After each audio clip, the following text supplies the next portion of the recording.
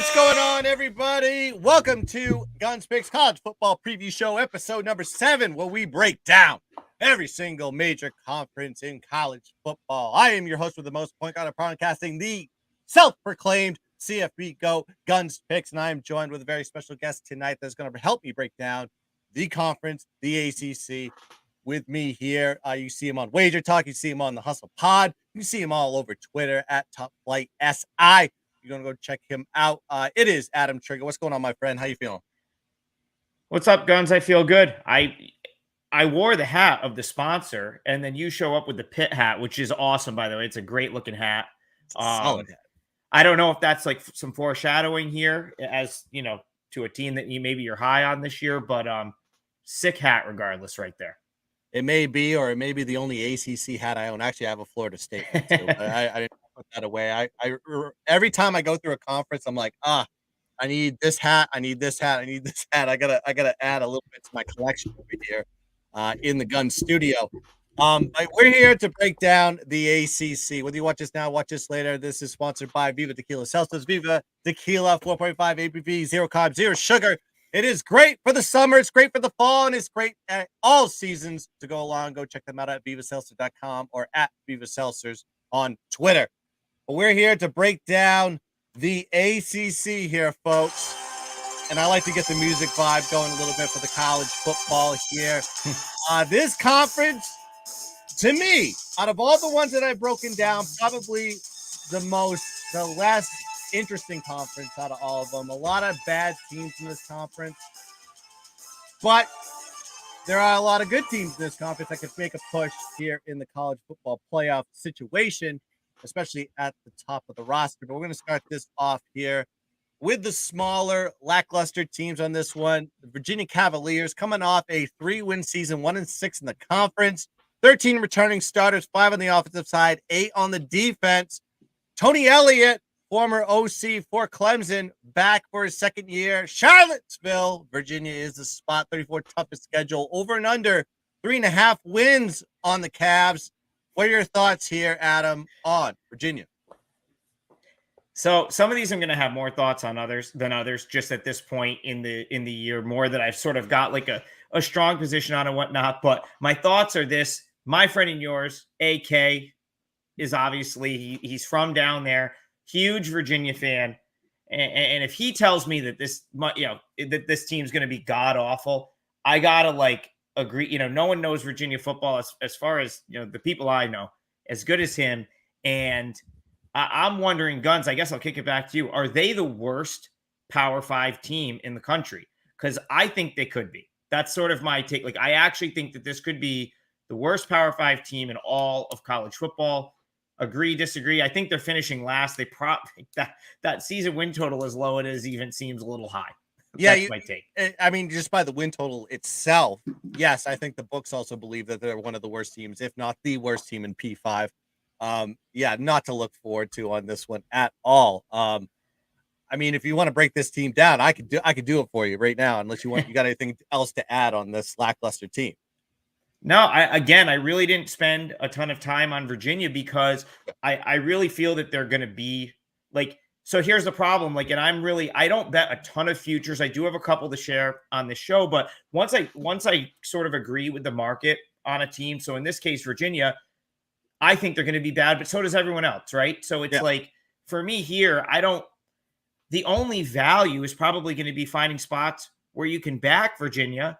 And I don't know that I really want to be doing that. So I kind of, I kind of just gloss over them and go on to the next one because we've got so many teams, to sort of try to get a grasp on from now until the start of the season that this is just one that I kind of agree with how they're priced. And I don't know that I actually would take the win total under here. If you force me to sort of make a sort of pick or prediction as far as Virginia is concerned, I would play the win total under if it was still 3.5. But it's am I going to want to lay a ton of points to fade this team on a week basis? I'm not sure yet. Right. Do I have any confidence in them whatsoever to want to back them? Not really. So that's kind of where I just sort of, kind of check them off and say, let me move on to the next team to see if I can find a way in. Because that's, for me, Guns, that's really where my prep comes down in terms of like, each team. Do I have like a weigh in with this team? If so, are they going to be a team I'm going to be targeting against the number early in the season? Because that's really my only concern here is what's this team going to do against the number, and can I find value against in relation to what the rest of the market is looking at? Yeah, I mean, if you want to just break down this team, I'll just do it really quick for you on this one. It's like, I mean, this team got eaten up by the transfer portal. You had a lot of players going out, especially on the offensive line. You also had Brendan Armstrong, the all-time leading passer for UVA. He's gone.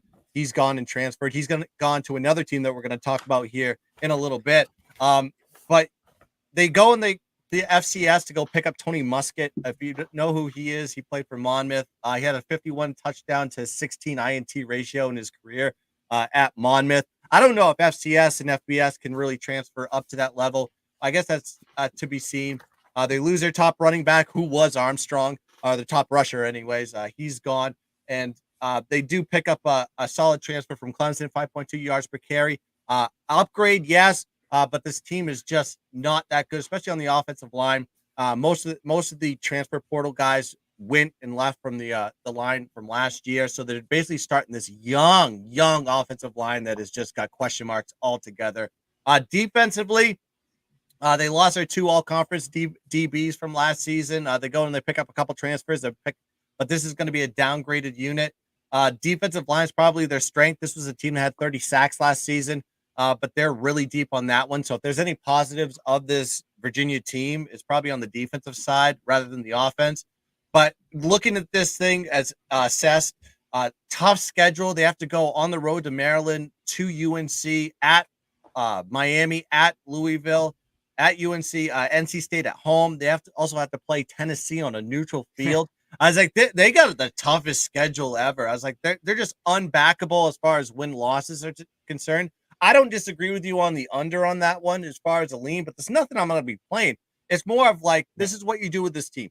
Look, just assess Virginia as a whole from week to week, and then just find spots. If there's a spot for them, then great. But I just don't think this team's going to be any good. And this is a complete rebuilding year here for the Cavs. Yeah, I mean, so with teams like this, Guns, it's really, I'll probably look and see if I can sort of see any improvement at some point during the year, because you have to expect, especially the early portion of their schedule, you have to expect they're going to get beat down. I mean, they could even lose to one of those FCS schools on the schedule. Yeah. So it's like, if that happens, there's going to be a point where the market is so gone on them that you might have to just like take a number with them and from a line value standpoint. So that's what I tend to try to do with teams like Virginia. And that's kind of how I'm approaching this year is, kind of wait until everyone's off of them so far that it's like they're laying points like it's free money against them, and then try to just jump in when they're getting just an astronomical number. If they show any signs of like being a team that might like do something as the season progresses. Yeah, Dabby Cab in the chat saying, yo, what's up, homie? Man, you can go check him out on Pub Sports, The Sesh. Also, he's got unmuted there, too. Great show. If you haven't seen that, is pretty electric for the non-wager side of things. We call that the evergreen content on the channels. But let's go move on to some bigger and better, brighter pastures here. Let's move on to Atlanta, Georgia here to talk about the Georgia Tech Yellow Jackets. 5-7, just missed making a bowl last season. 4-4 in the conference, 12 returning starters, 5 on the offensive side, 7 on the defense. Brent Key is your head coach. 26th toughest schedule. Over and under is 4.5 on this one. We'll be talking about the schedule here in a second, but I want to pass it to Adam if he has any thoughts on the Yellow Jackets. Yeah, so I haven't played anything in relation to the in terms of Georgia Tech's season long. I haven't made a play here, like a futures play. And again, I've made 2 so far, which I'll give out on the show. In relation to like what I've actually already bet. But Georgia Tech is a team that I'll probably be looking to back week to week. I like what they've done in terms of. So I like what they did last year toward the end of the year. I go back to late in the season. I had a we use like 4%, 5% like rating system at Wager Talk. So I had a big play on them against North Carolina. Did not expect them to win that game, but they did.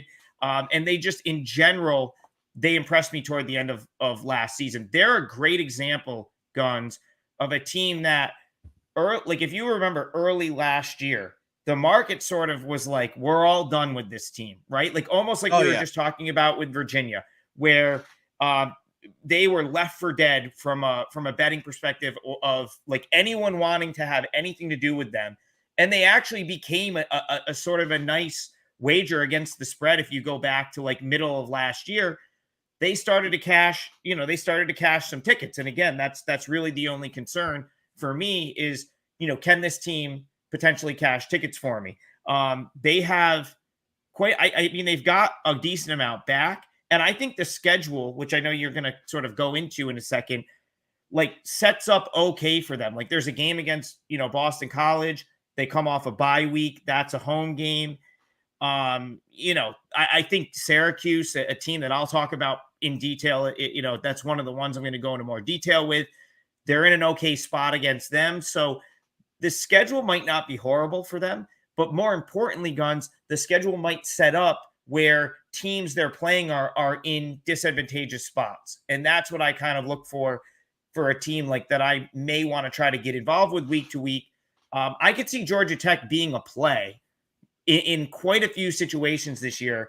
Obviously, if they continue the upward trajectory from last season, like I said, thought they really improved from, you go back to the season, I want to say like very first weekend of the year or early in the year, where I think it was Ole Miss. They were just totally inept, couldn't do anything.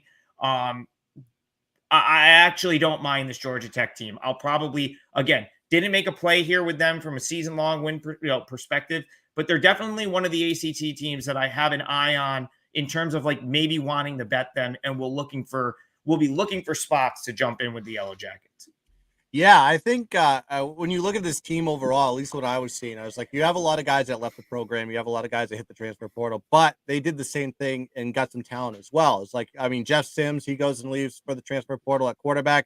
They go get Haynes King. Now, Haynes King is probably, left a bad taste in a lot of people's mouths if you were betting them early on the season. I was like But one of the people that liked him last year. I When did he too. came back, I remember telling CT Bets there was a game where our good friend CT, he came back in, and I was like, wait, you watch, like A&M's going to cover this week because I forget who it was. They were a huge dog. It might have been Alabama. I don't know. It's someone really Yeah. good that they covered against. The point is, I'm a bigger believer in him than most as well. But continue. I think maybe in a better spot, nobody breathing down their necks. I mean, he had with Texas A&M, there's probably like 3 quarterbacks that could have started for that team, and he was kind of picked as the guy, but it was like on a short leash. I don't think he has a short leash in this one because he only has a few redshirt freshmen backing him up on this one. So I think it's going to be a good spot for him in a different offense. Also on the running back position, Hassan Hall, he's gone. But they get Dante Smith back at the running back, and they also get this guy from Louisville named Trey Cooley. Trey Cooley had 4.9 yards per carry, so he has that big playability. He's really athletic. So I think with the from the running back perspective, they should be better.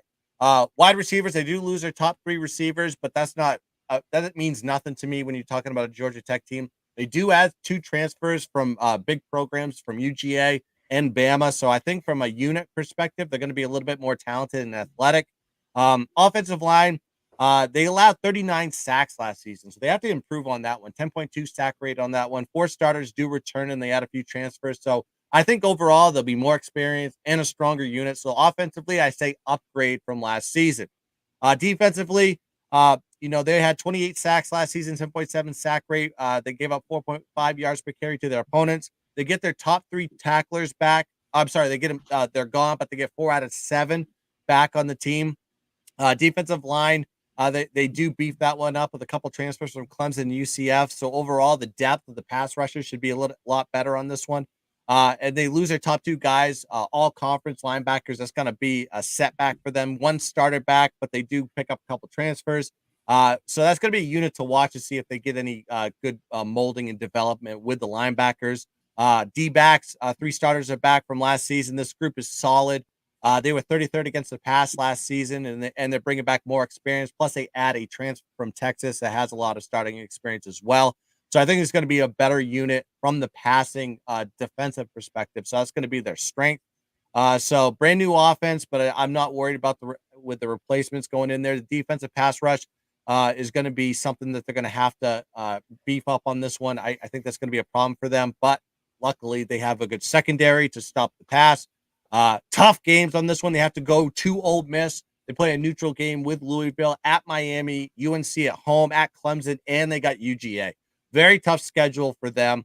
But you're looking to try to get 6 wins. It's nothing that I'm going to be personally touching on this one. I think they're a wild card. I put this is a wild card team, and what I mean by that is it's a week to week finding spots where you can actually take advantage of the numbers. I think that's going to be one of those teams you're going to watch in there. But unfortunately, I'm not going to be playing anything on the win total. But like you said, I think this is going to be a team that we're going to have to check week to week, and as this team develops, I think it's going to be at better as the season goes along.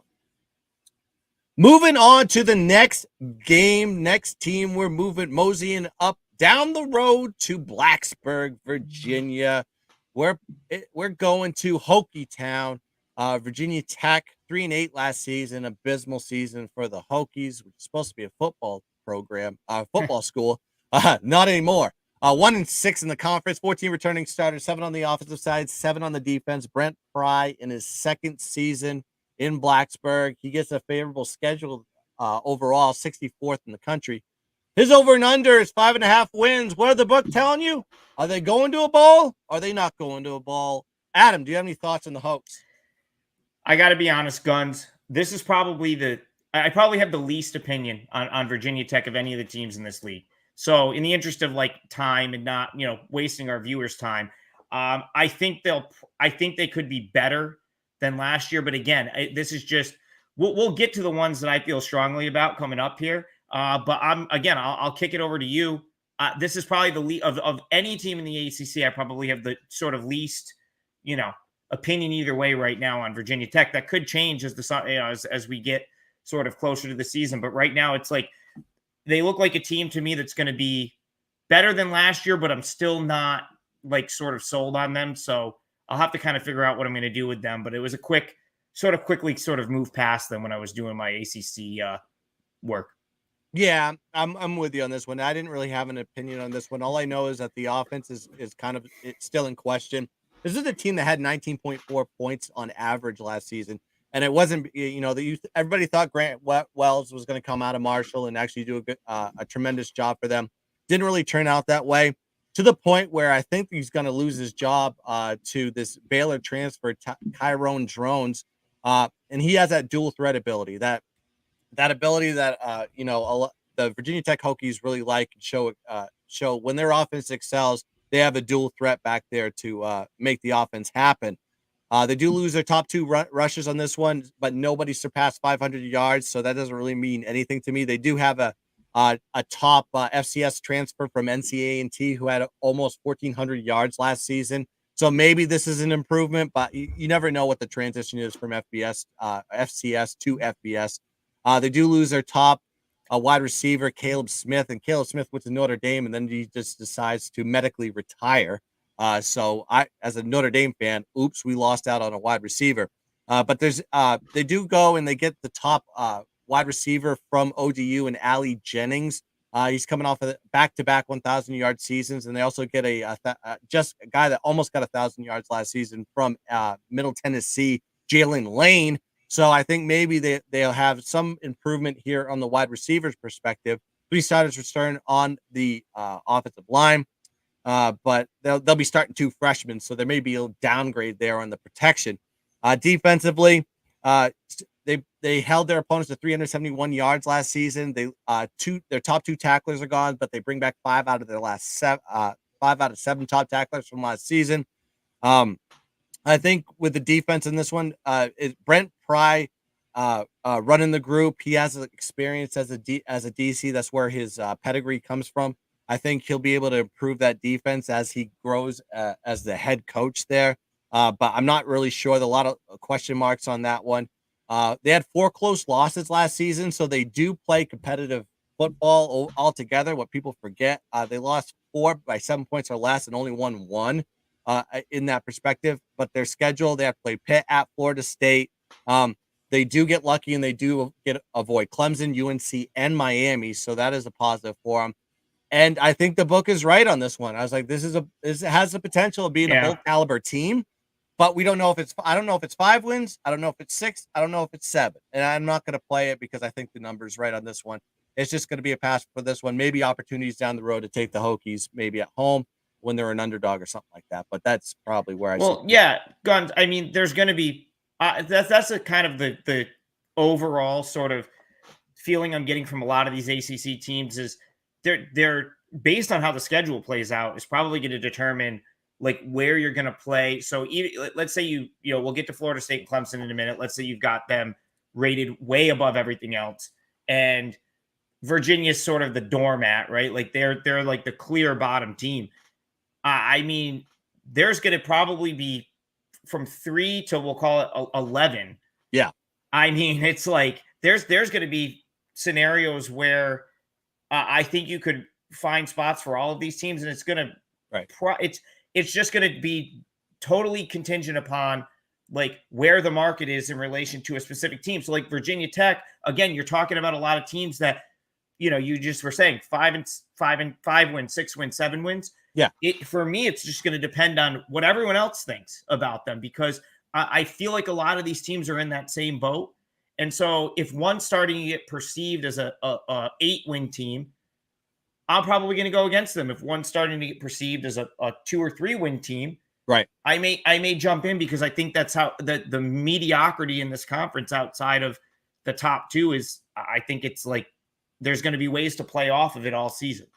I think the way to look at it is you see a team that wins 3 games and all of a sudden they're sitting at 5.5. I was like, that should be an indicator right there that they're going to have a better season. Are they going to have more than 5 wins or 6 wins? That's going to be who knows what the indicator is. I mean, when you look at this team from a roster standpoint, especially for the Hokies, I don't really.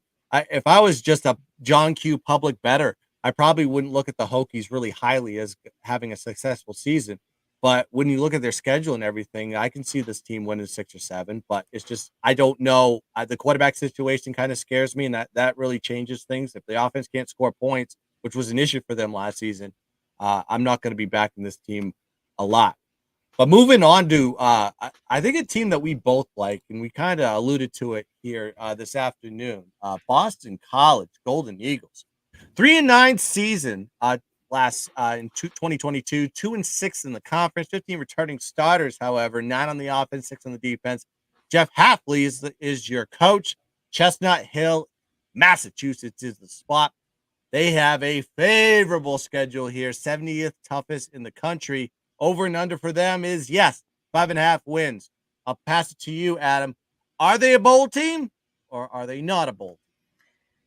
Well, I think they're a bowl team. This is one thing I've bet already. This is one of the teams in this conference that I've already formed a pretty strong opinion on this year. I think they go over 5.5. So, I mean, we'll talk about the schedule at the end like we've been doing. First of all, I think they need to win a bowl, or I think my guy, Jeff Hafley, I went to Siena College. Siena College cut their football program Guns back in 2003, the year before I got there. I got there in 2004. So I have to imagine that Jeff Hafley, Siena College graduate, he played there from 97 to 2000, is probably like the last name Siena College name anywhere at any level of football. Right. But he went to Siena, so I root for him for that reason. But it's also, it's up here in the Northeast, and it's a program that, like, so Chris, being out in Boston, we kind of follow Boston College, I would say, a little bit closer than some of the others, just based on where we are geographically. And so, first of all, massive year for him and his coaching staff. I really think if they don't get to a bowl, he might be gone after this season. I don't necessarily think it's entirely his fault what's kind of gone on there the past couple of years.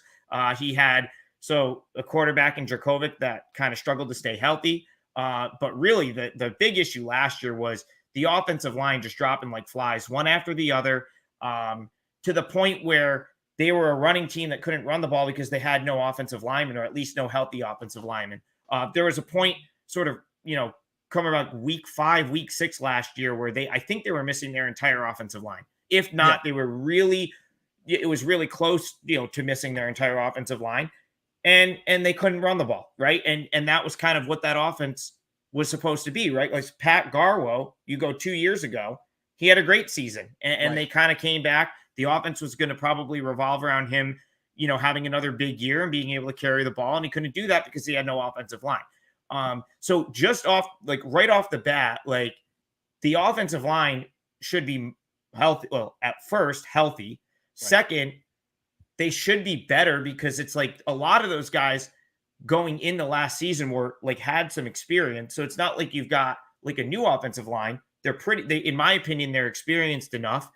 It's Moorhead, I believe, is the quarterback that's gonna probably, that'll probably Yep. be the quarterback. Right. Um, Kind of like what I saw from him toward the end of last year. I thought he made plays in spite of having a horrific offensive line, or at least made plays to an extent, without much blocking whatsoever.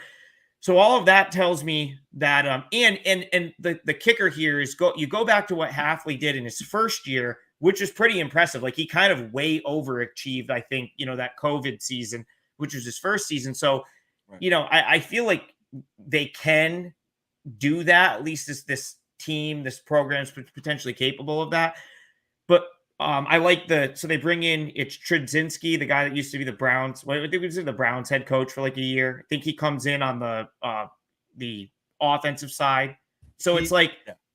yeah. So that I like that too. I think I like some of the moves they've made, and I just think that like where the market will be on them in relation to where I think they are, there's a pretty big gulf, right? Because you've had back-to-back really poor seasons. Last year was a disaster. I don't know that like the masses expect a ton out of them, but then you go up and down the schedule and you say, okay, well, probably a 2-0 start, right? Like Northern Illinois and Holy Cross should be a 2-0 start. And every other game is there's not a game that I don't think they could win, even with Florida State, because Florida Right. State's in a tough spot. They got to come on the road, and I believe they have to go play Clemson the following week. I'll talk in a little bit about why I'm not very high on Syracuse. So they come to Syracuse. That's my local team here. I'm not ruling a win out there. I think they get UConn at home, which is a game they probably arguably should win. Virginia, again, that's a home game. I don't want to say that's a gimme by any means, but if we were just talking about how poor we think Virginia is going to be, so they at least should win that game. Right. The Army game won't be that'll be so. Army, I went to Army Wake Forest at Army a couple years ago, and they'll turn out for that game. Like that'll be like Army's biggest home game of the year, probably will be BC this year. But I again, like they still probably should win that game, or at least they'll be favored. I don't know exactly what I think the number will be there, but you start to go through that, and it's like, okay, so if you're going to give them a 2-0 start, I mean, they're going to have a lot of chances, in my opinion, to get 4 more wins. And that's why I played them over. I think you talk about, even if you give them a loss for the FSU game, which I don't think is a guaranteed loss, and even if you were to give them a loss for the Louisville game after the FSU game, which I don't think is a guaranteed loss, but they'll be up against it again, as far as the numbers concerned in both of those. The final 8 games, they really should all be competitive. Don't have to play Clemson. Don't have to play North Carolina. So I think that they certainly could get to 6 wins. I bet them to get to at least 6 wins. And again, they'll have their opportunities. And if they don't get there, it's going to be because of probably ineptness among the staff. And I think Halfley ends up being fired, and they'll have to go into rebuild mode if they Right. don't make a bowl game this year. Yeah. Hey, listen, I'm high on BC too. I think this reeks of my first official on this one, over 5.5 on this one. I already took it myself. Listen, Djokovic is gone. Okay, so he didn't work with that offense. He didn't jive. He actually went to he's off the pit with his OC. We'll talk about that connection in a second, or later in the broadcast here. Emmett Moorhead is the quarterback. He took over the last 4 games of the season. He actually didn't do too bad for a true freshman, and with a piss poor offensive line, for that matter. 59.9% pass completion rate, 10 touchdowns, 6 INTs. So under the radar type of quarterback. That's what we like to see on these particular spots. Top four rushers are back, including Pat Garwo. This is a guy that is, a year, actually 2 years removed now from 1,000-yard season. But like Adam just said, it was because of that offensive line just being completely injured. The backups were just not worth a shit, and then the results were a bad running team and a bad team that couldn't give any protection. Wide receivers on this one, they lose their top two receivers. Zay Flowers, of course, one of the top prospects going to the NFL, and Jalen Gill, he's gone as well. But there's interesting fact, they go get a solid transfer from UCF. And if you know anything about the non-P5s, Ryan O'Keefe is going to be their top target this season. He's an elusive wide receiver. He was one of the top targets there for UCF. I think he did a tremendous job for them, and I like this kid a lot. I think he's going to be a real talent here for Don't they BC. have now? Don't Guns? Didn't they bring someone from UCF staff as well? Was that I might be getting confused, or maybe they brought.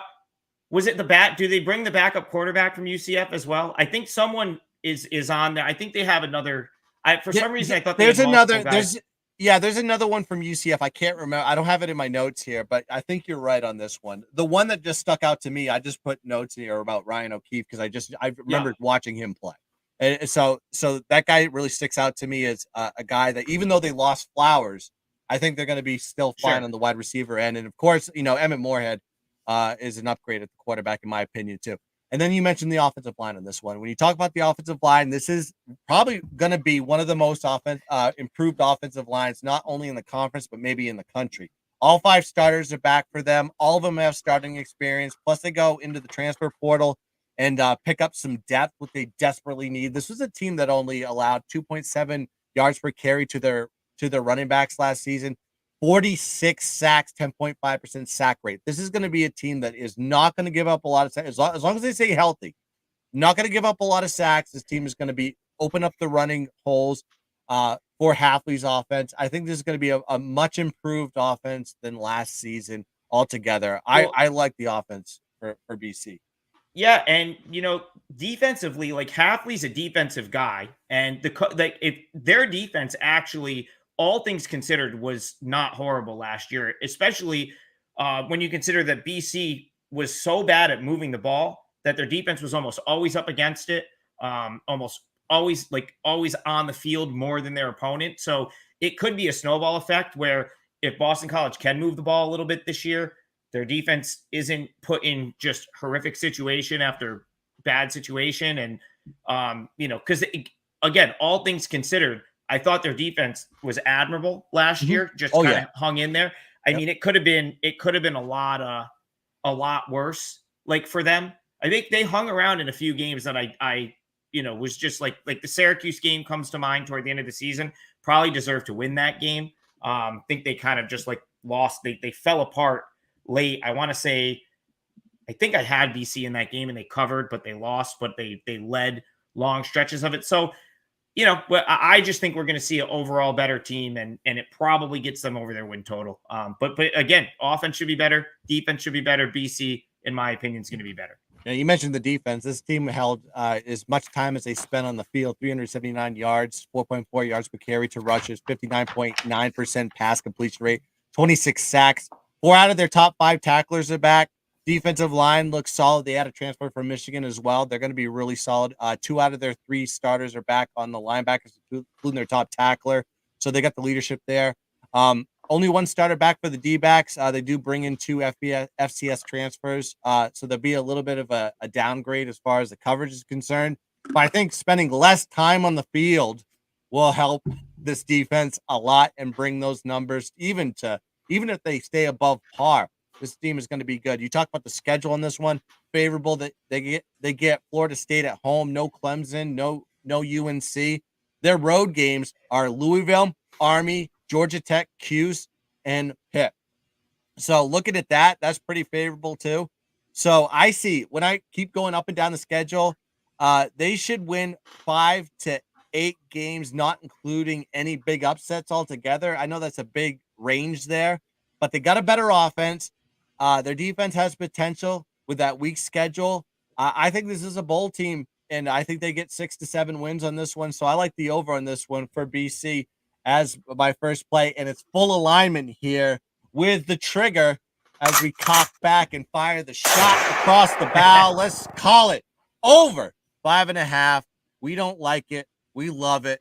Let's move on to the next team on the board. And you alluded to them prior to our BC analysis. And we're moving into trigger country, as we call it. Make sure you say that slow or you get canceled. 2022 for Dino Babers keeping his job, 7-6, 4-4 in the conference, 14 returning starters, 7 on the offense, 7 on the defensive side. Syracuse, New York is the spot. 63rd toughest schedule. Over and under is 6.5 for the Babers crew. What are your thoughts here on the Orange? So Guns, just to reiterate for the viewers, I live in the Syracuse, New York area. Guns came up and visited for March Madness. We had ourselves a time here out in central New York. I live in a town called Oneida, about 30 minutes from the Carrier Dome. So that's kind of, I guess you would call my local team. I cannot see how this team is going to be good this year.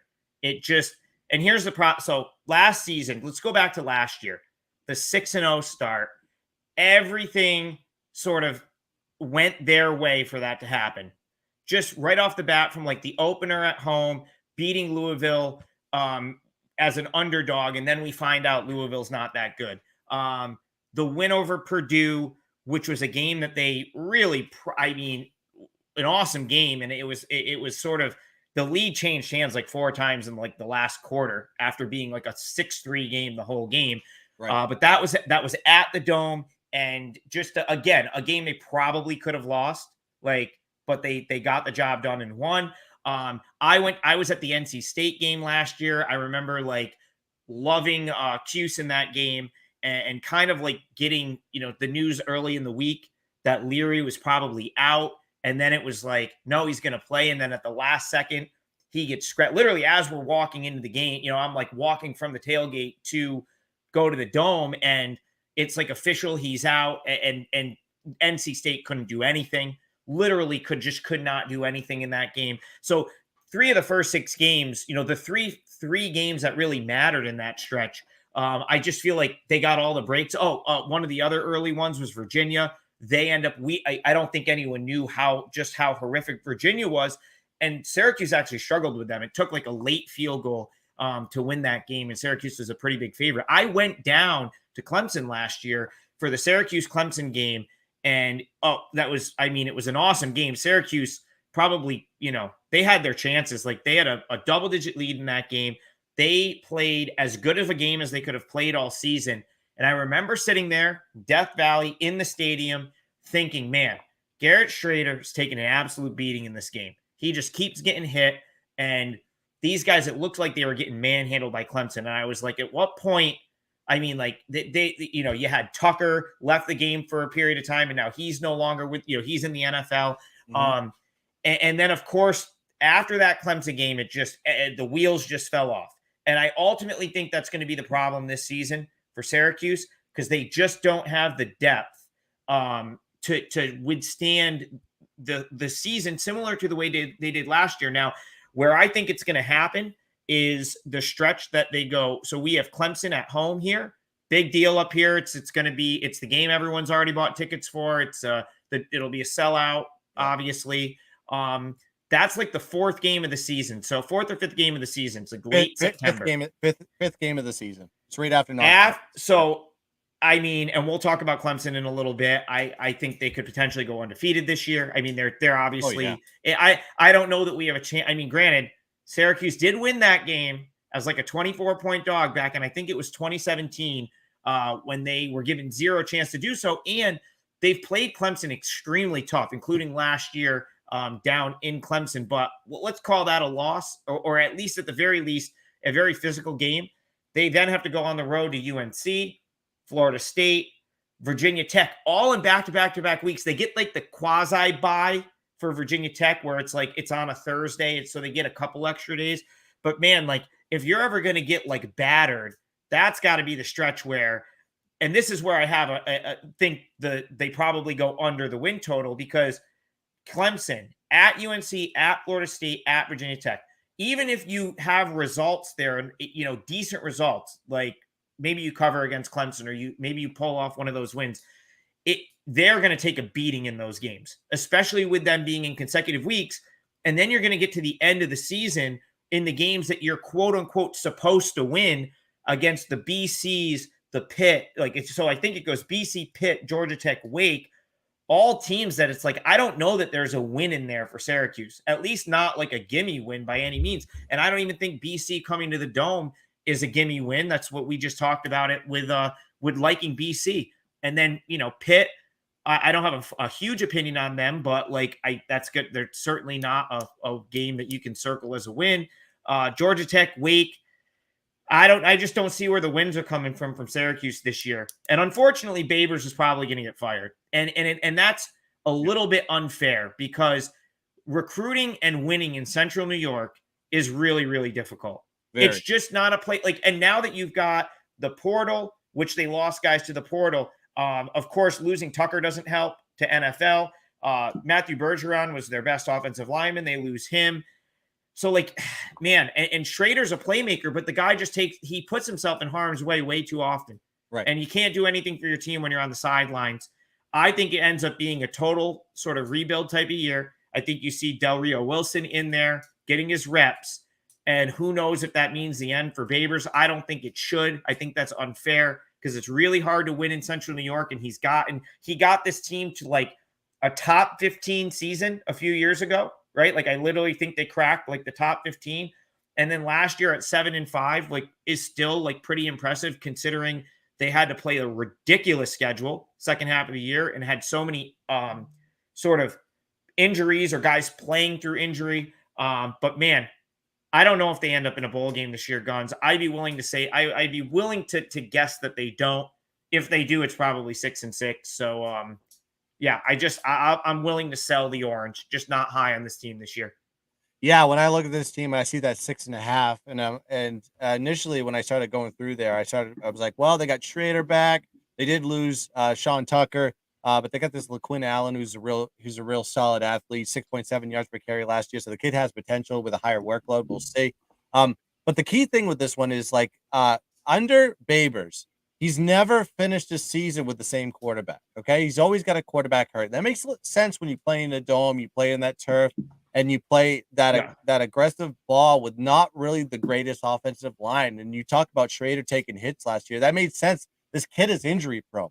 There's a chances of him making an entire season. The probability is against him based on the history. Like I said, Babers has not had 100% healthy quarterback to start every single game in the season. And he's got a new offensive coordinator now. Now he's got a new offensive coordinator. And he's got a new offensive coordinator to go learn the offense. Then you look at the offensive line. It's like, do they have better protection? The answer is no. 2 starters are back, and they add some guys in the FCS. I don't know if those guys are going to be capable enough to go block against some of the pass rushes that the ACC can bring to the table.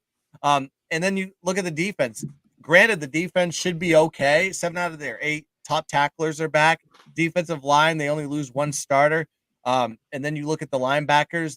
They do lose their heartbeat of their defense. The middle linebacker, he was their leader, but they bring everybody else back. So there's gonna, they'll find a new leader in there somewhere. So defensively, maybe better. I think the protection needs to improve. They were 86 in the country against the pass last season, giving up 66.7% pass completion rate. And they don't really bring a lot to the secondary at all. So that is also a question mark too. So overall, you look at this, they are talented at the quarterback. They are talented at the wide receiver. They get their top guy, or Oronde Gadsden back. He's a great player. Yeah, he's really good. And I do like the defensive coordinator. Rocky Long's a good defensive coordinator. I mean, he's just got the pedigree for the defense. I don't know if he's got that deep. He hasn't been there very long, so I don't know if he's got that team up to his statistics that he brought to San Diego State. But they got a soft non-conference schedule. I see this team going 4-0 before they hit the Clemson game. When they hit the Clemson game, it's almost like last season. Yeah. The ball's just going to roll downhill. And like you just said, Clemson, UNC.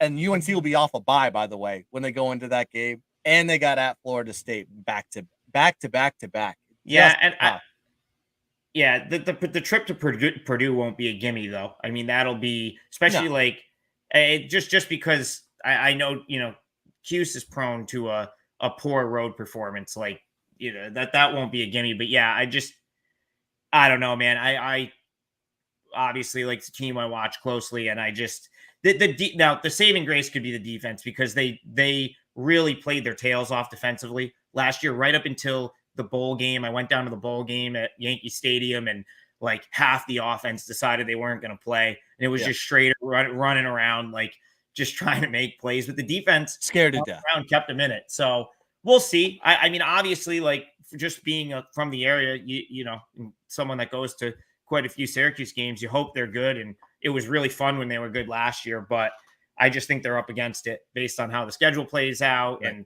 and the lack of depth on the team. So it's Yeah. kind of where I'm at from them. Not having Sean Tucker, and then yeah, I mean, you look at the statistic when Babers has a backup quarterback and not his starter playing. He's 4-20 straight up. Uh, Yep. so you have to imagine at some point in the season, Garrett Schrader's not going to play. Okay. And that's going to kill that. As like that, there's a lot. It doesn't matter who they play. They could be playing Purdue, like you said. Like you don't know if Garrett Schrader's going to be playing. Historically speaking, he's been knocked out of games at some point in the season. So you're really playing with Or fire if you're worse, taking that over 6.5. or I was almost gonna say like worse is he'll play and he'll be like hurt, and then it's Yeah. just because he needs like he's not like your traditional quarterback. Like he needs to be able to like freestyle a little bit, right? Like it's for Right. lack of a better term. And the game that comes to mind was the game after the Clemson game last year.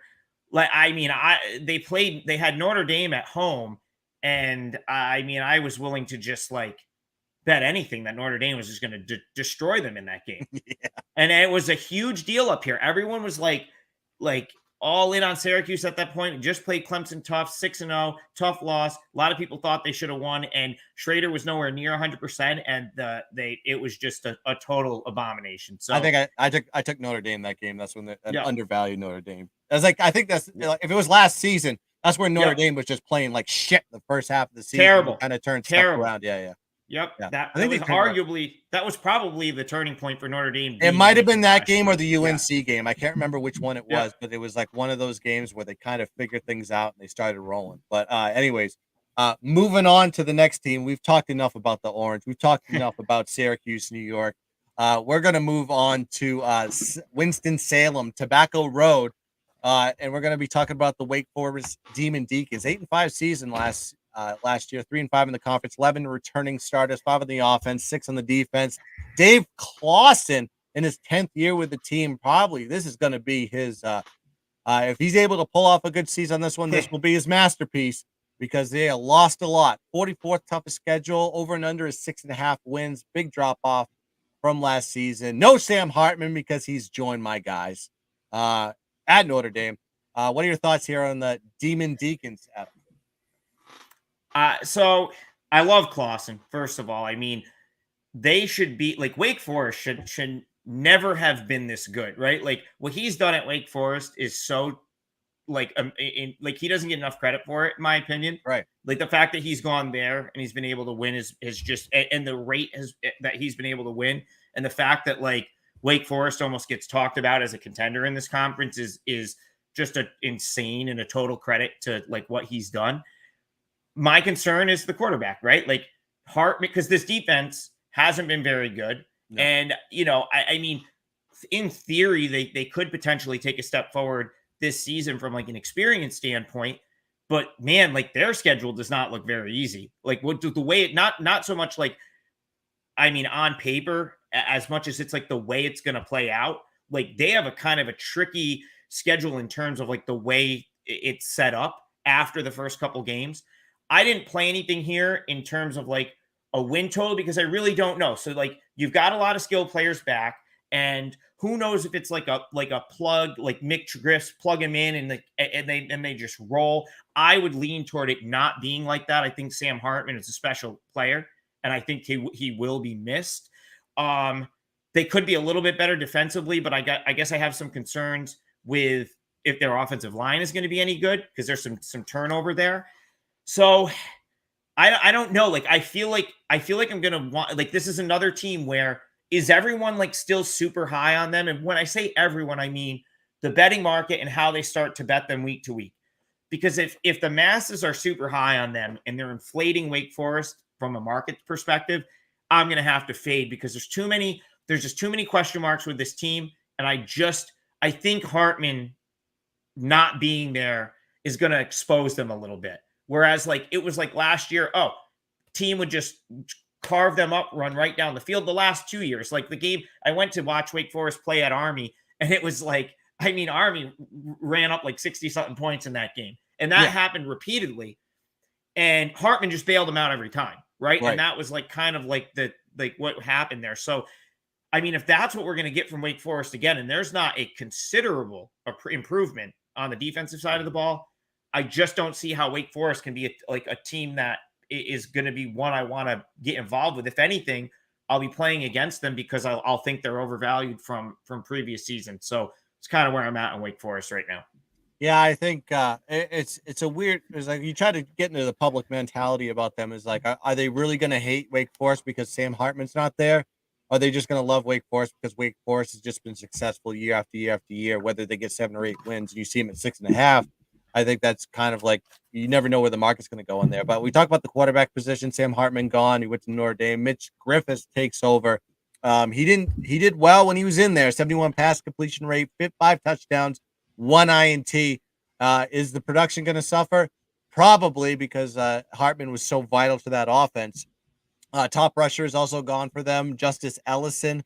But they lose. I'm sorry, they get him back, but they lose everybody else. So the depth is gone, and they bring back a lot of inexperience in there. So Allison is going to have to carry a big load with that team. Also, they lose their top wide receiver, 1,000-yard receiver, A.T. Perry. He's gone, but they get all their other wide receivers back.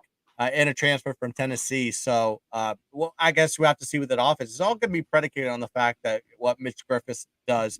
Offensive line, 2 starters back, but they're 2 all conference guys. So that I mean, they're going to be at least leadership wise in a good position. However, the rest of the position they fill in, the starters are all young, freshmen, sophomores, guys with no starting experience. So it's going to be a line that's going to be developing as the season goes along. This is a team that had 3.4 yards per carry in 38, gave up 38 sacks. So the only way to go is up from there with this offensive line. But I think time will tell on this one. Defensively, they get 5 of their top 60 linemen. They're gone. Their defensive end depth is solid. And there's talent in the defensive tackles from the reserve standpoint. But I think overall this team will regress. This is a team that gave up 60.2 pass completion rate, 32 sacks, or had 32 sacks last season. So there's still a lot of question marks, and there are a lot of, I mean, like I said, 11 returning starters for this team. This team was good versus the run last season, but they will regress as a department. I think everything that I point to is regression with this team. And they have their toughest games are at Clemson, Pitt, Florida State, and at Notre Dame. They have to go to on the road to go play in South Bend. And in the Sam Hartman, fuck you, Wake Forest tour. Hopefully we go and smash the hell out of them, but we'll see as the season develops. This is not a team I know whether they're going to be a bowl game or team or not. I do like Clausen as well, 10th year with the team, but this is going to be his toughest coach challenge yet. And I'll just wait and see if there's opportunities down the road to go play Wake Forest. Moving on down Tobacco Road, let's go to Durham. Let's go to Mike Elko land here. 9-4, great season for him last season. 5-3 in the conference, 18 returning starters for this team. Incredible. Probably the most seasoned unit in the ACC. 10 offensive, 8 on the defensive side. However, schedule is very tough for the Blue Devils Yeah. in this one. 22nd toughest in the country. The over and under is set that way. 6.5 wins. What are your thoughts here on the Blue Devils? Well, that's my sort of over. I mean, I guess that's probably most people's thought when it comes to Duke is man, that's a really tough schedule. Yeah. But I like them. Like just like from a this is a team I'm going to want to bet on. It's just are the bookmakers going to give me the opportunity to do it? Because obviously they became kind of like the darlings last year, right? Like they ended up being a team that people sort of gravitated toward after they Yeah, got a little bit hot. So I'm curious to see how they're priced and how how they're shaded. Like that's like the term that really is, if you're betting me, like the bookmakers are they shade lines certain ways. So if if the masses are high on a team, they're going to shade it to need the opposition, right? right, And that's like where I'm interested to watch Duke early in the year, but more or less not so much watch Duke, because I think Elko's great. I think the team is still very good, and I'm not going to get involved with them from a win total perspective because there's a lot of potential, like sort of close losses, like games that they could be competitive in and still lose. But I still like the team. So I'm actually, what I'm hoping for here, Guns, is that they lose some of these games early and people right. sort of abandon them, because the team itself should be very competitive, in my opinion. Mhm.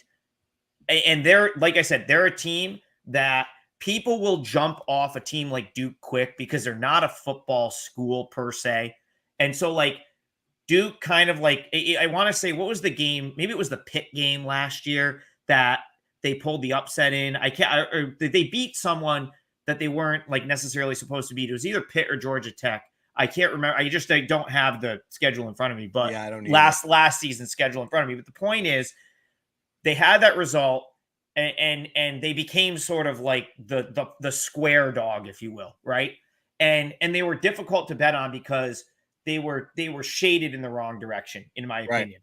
This year, the way their schedule sets up and how difficult it is, they could take some losses where they might build toward a blowout loss, right? Like because they're playing back to back like tough games in a lot of scenarios, and you might be able to get them the next week, because I really think they will compete on a week to week basis in terms of like they're going to show up and play. I think they'll give you an effort comparable to what we saw from them last year. So even though I don't have like a win total type bet here, I will like look to play Duke if they get into that sort of undervalued role. Now, if there's a scenario where they're favored, like they're probably a team I can only oppose as a favorite, because I don't know, like it's like the hunter now, is now like I like them in the hunter role. I right. don't want any part of them in the hunted role. But Yes. so that's where it's going to be. How does the early season play out, and are they, if they get in the role of left for dead going down the rest of the season because they had such a tough schedule to start, Right. that's when I'll barring injury, I'll want to take a position on this Duke team. Probably a pretty big one from a week to week basis. Yeah, I think you make a really good point with this team. Is like you just got to remember, no matter what the outcomes are of these games, and if you actually look at Duke overall, and I'll get to some stats on this team that people don't really remember. This is a seasoned team. This is an experienced team. This is basically virtually identical, minus some key players on the defensive side. Um, the, it's the 2022 team altogether with more experience. They do bring in a new OC, which I really like on this one. They actually bring the OC from Memphis, so I think the production should improve, and this is going to work good for Riley Leonard. This is a kid that had 63.8 pass completion rate, 20 touchdowns, 6 INTs. I see his numbers going up, especially with the new OC. I just don't know how quick he's going to really learn this offense. He was also a great rusher, 812 rushing yards for this guy, 13 touchdowns, 5.6 yards per carry. This is going to be a weapon that the new OC from Memphis is going to be like, this is my guy. Everything that's going to come circling around him, I think that's going to be the key on this one. And plus, they get all their top running backs back as a combined unit, 1,700 yards rushing last season total. So this is a team that's got depth, it's got experience on the running back. That backfield is going to be absolutely solid. They get their top wide receivers back. Basically, everything from the offensive side I've just explained to you is back for Duke. Now let's talk about the defense on this one. They did only allow 378 yards last season, 3.7 yards per carry to their opponents, 36 sacks. But top 4 out of their 6 tacklers are back, but they lose their top 2. So I think from a defensive standpoint, they're going to have a little bit of regression, especially in the coverage side. They do get Al Blades from Miami as a transfer. I think that's going to kind of boost up that the secondary. But I still see some regression here for the defensive side for Duke. Now, when you look at Duke last season, they had 9 wins. Okay, only 2 of them were against FBS opponents that had a winning record. Okay, so that somehow they had just had a weaker schedule last year. It kind of played into the season that was kind of immaculate in everybody's eyes because they had 9 wins. But you look at the wins that they had, wasn't against these real huge, humongous opponents or anything like that. They just kind of fell into a great schedule. Now this season, 22nd toughest schedule. They got to play Clemson in week 1. Then they get Notre Dame, NC State, at Florida State, at Louisville, at UNC, and Pitt. They got a gauntlet ahead of them that's going to really decide their season. I love this team setup from an experience standpoint. I hate their schedule. And especially with their record against winning teams, especially coming back from last season, I think they're going to have some of these struggles. But will they stay competitive? Will they stay within the line? Maybe. We'll see. But I don't know. I can't really play above this number. I don't know if this is a bowl team, and last year was kind of overinflated enthusiasm that the public will have in them and I'll automatically think over. But this is not a team I'm going to back from a win total perspective. But like you said, I hope that they do fall into out of the public graces, and then we can actually take some opportunities with this team because they are an experienced unit and will compete with anybody in the ACC. All right, next team on the board here, we're going to Louisville, Kentucky, and Jeff Brom's first year. Welcome home, Jeff. Returning starters, 13 returning, 9 on the offense, 7 on the defensive side, 54th toughest schedule, and they get a huge number here, in my opinion, 8.5 on the over-under wins. I pass it to you, Adam Trigger. What are your thoughts here on the Cardinals? So I didn't get to him. Like I'm gonna probably wait and see with this team a little bit. I like the Brom hire. I guess like my just high level thoughts here are they'll be better than last year. Like so, I referenced the first game of the year last year where I want to say Louisville was a 5-point favorite against Syracuse, and they came into the dome, played. Cunningham played so poorly. Was one of the worst games I think he's played in his whole career. And Syracuse just ran all over them, and it was like sort of apparent like early on that Louisville was gonna like underachieve. So just based on that, and sort of it kind of set the tone, I feel like for their season. I I think that I'll probably find maybe I think you could find value with them in that standpoint based on like what they were relative to last year. But you already referenced their sort of like the number where it's at, and like that tells me that the market is pretty like people are going to be pretty high on this team, and so for that reason, I kind of just said, all right, this is I sort of moved on pretty quickly. They were one where I'm like, this is going to be like more of a wait and see type team with me. And again, we're going through so many teams. It's still early August, so like the entire you're trying to handicap 100, however many 50 team, 130 Right. something on teams in FBS D1. You gotta like I've cut, I kind of pick and choose as I go through the conferences, and this was one where I kind of said, all right, let me wait and see on Louisville a little bit. So I didn't formulate. I really didn't formulate like a huge opinion with them. Not like I did with some of the others. So yeah, I don't have a ton to add to this team. I'll let you sort of do your breakdown. Yeah. But again, wait and see here for me. I actually got to play on this one, and I'll get to it in a second, though. But we talk about Brom's first year. He goes and gets a quarterback that's familiar with the system. He goes against Jack Plummer from Cal. He had 3,000 yards passing, 21 touchdowns, 9 INTs at Cal last season. So you're going to see this a lot. We talk about it is like you're starting to see a lot of these guys going back to their former OCs or their former defensive coordinators, where they were their most successful.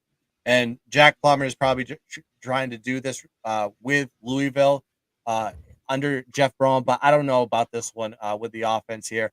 They only have one of their top 5 receivers back from last season, so they go to the transfer portal and get Jamari Thrash from Georgia State. But I don't think that's going to be enough for the production with this new offensive scheme here that Jeff Braun brings. 2 returning starters for the offensive line, so they add a slew of transfers, but you don't know if that team's going to gel. They had the luxury of a mobile quarterback in the past, and they're going to that pro style.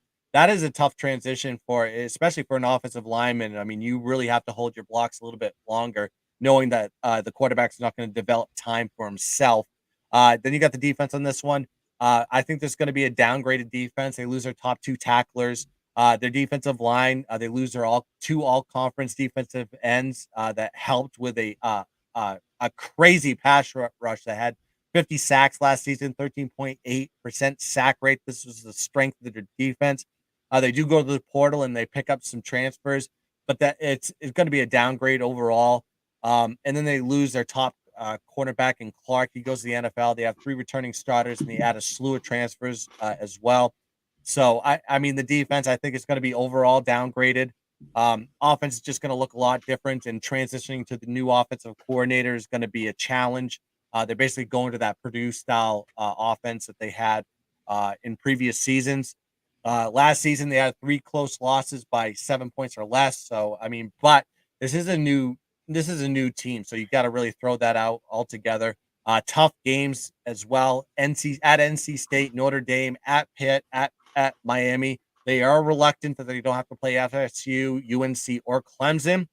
But I was like, this is 8 wins at best. If Jeff Brom can get to 8, that's all I can see on this one. The number's sitting here at 8.5.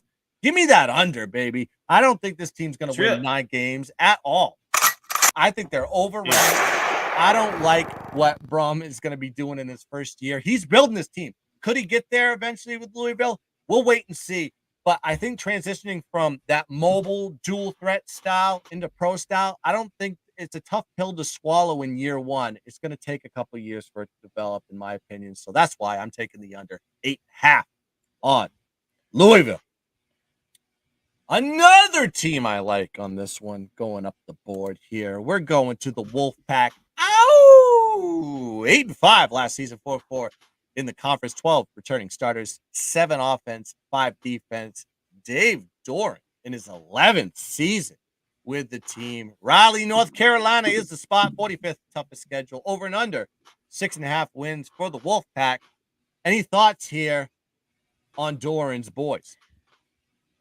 Yeah, I like this team. I mean, so here's what I like about, like, they have, so Syracuse's offensive coordinator goes to NC State, and he's a big reason that Syracuse, in my opinion, was as good as they were, or was even like competent on offense, right? Because, like, if you remember, some of those teams, like Syracuse teams prior to him getting there, just like were like the offensively totally inept. And so the way I look at it, if he can do that at Syracuse, then he should be able to, sort of do that at NC State as well. I talked about it earlier, like the Leary injury for them really hurt NC State last year. I liked that team a lot last year. And then he went down and the first game, the backup they had last year came in totally inept against Syracuse and never really, like, I mean, I guess he found his way a little bit as the season went on, but it kind of killed that offense. So I think they could be a little bit underrated offensively now, especially with the fact that I think Ane will be will contribute positively there. So yeah, so for that reason, I like NC State. I think they could potentially get some momentum. Their schedule to start is not horrible. It's definitely, there's a lot of games like in that first half of the season that they could win, or they arguably should win. So, we'll see how they kind of get played here, in market week to week. But this is another coaching staff I really like, and I think that's a good hire for them, for the offensive coordinator. So yeah, NC State's a team that I'll probably look, to get involved. Like there's redeeming qualities with this team. Didn't play anything in regards to them, but I they were a team I liked last year. Got, obviously the injury to Leary was tough. I think that they could be decent this year, and they'll probably be a team I've got circled to see if I can get involved with, in certain spots. Yeah, you mentioned this is going to be the key to that success as the new offensive coordinator. He comes in, but you mentioned he was at Syracuse, which is correct. But you know where he was before? After that, he went to UVA. He went to UVA from 2016 to 2021, and guess who his quarterback was Yeah, yes, during right, that time? right. Brennan Armstrong, folks. And guess who's the quarterback is for NC State this season? Brennan Sorry, yeah. Armstrong. So Brennan Armstrong is taking over 9,000 passing yards. He was we already talked about he was the all-time leading passer at UVA. He's going to go to NC State, and he's reunited with the offensive coordinator. Guns, that's how I know. Success. That's how I know I gotta, I've been doing too many of these shows today, and it's like it's getting like late. It's all right. This is why it's the camera, because I'm like trying to read my notes, and yes, very poor. I thought he did a great job at Virginia with the poor offense there. Yeah, if you go back far enough, those Syracuse offenses from the mid part of last decade were like awful. So, but that was my overall point. Anyway, continue. Sorry for messing that up. That's all right. That's why you're hanging out with the college football goat himself.